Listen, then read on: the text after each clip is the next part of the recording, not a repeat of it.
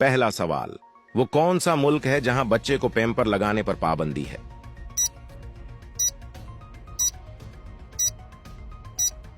सही जवाब है जापान। अगला सवाल, मौत के अलावा और किस वक्त इंसान की रूह कब्ज कर ली जाती है?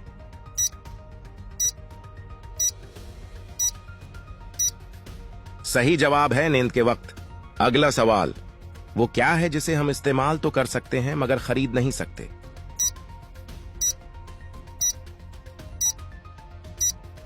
सही जवाब है वक्त। अगला सवाल, वो कौन सा ऐसा जानवर है जिसके मुंह में जबान नहीं होती?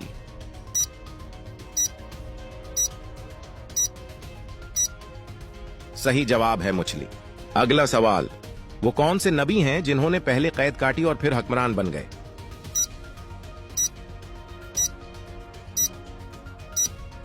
सही जवाब है हजरत